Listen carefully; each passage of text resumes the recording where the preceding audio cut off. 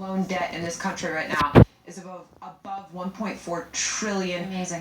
And we wonder why the consumer's still struggling. All right, as the 2016 race rolls on, a growing number of people say their support of one of the candidates is causing them to lose friends, often over arguments on social media sites like Facebook.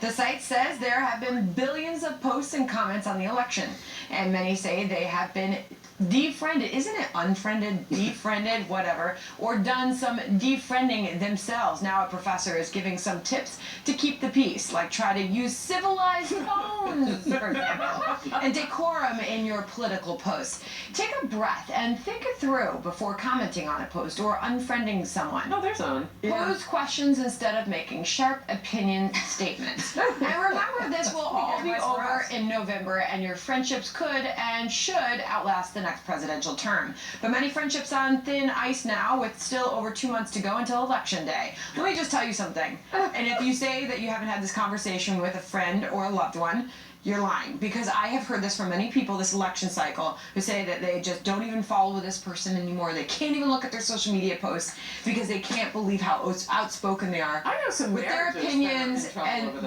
no, I'm serious. It's very sad. It's an unbelievable phenomenon. Yeah, you know why? Because the narrative out there is that this is the most election in our lifetimes, the most important election in our lifetimes, is really driving people to rethink their entire existence. And maybe they should. I don't know. Maybe man married wrong woman. Who knows? It's more than that. This marriage should have been busted.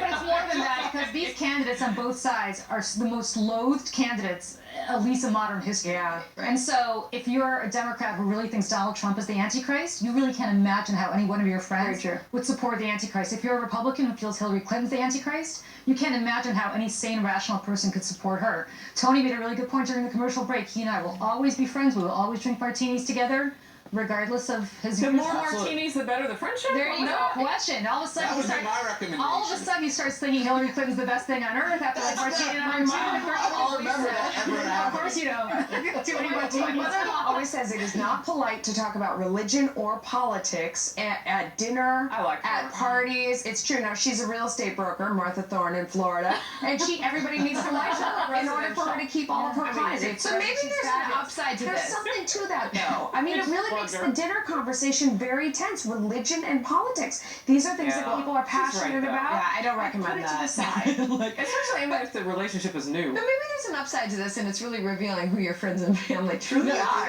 It basically cuts and clarifies if you have Facebook friends or Twitter followers. It doesn't tell you who you are. It just reveals your character. That's what's been said. Well, I will say this is happening though at a point where our political kind of discourse has been the most divisive it's ever been, and this is not an opinion. This is an actual fact that's been studied, and we could blame whoever you want to blame. I'm sure we'll all associate the person we like least, Barack Obama, for that. But the reality is, I do think tone matters, and I think if you're going to offer an opinion, you could say it respectfully, and you could also respect that somebody else has a different opinion, and the fact is we don't try to really change each other's minds. We at least respect the fact that we do have differences and then drink. But you know what actually the problem here is, and I find this on social media is so toxic because people truly think that they live in this little social media bubble where everybody thinks the way they do, and they don't understand that there's real lives out there that have nothing to do with your politics. I wholeheartedly agree with that. It's just insane. But what you said is so critical, though. It's trying to figure out.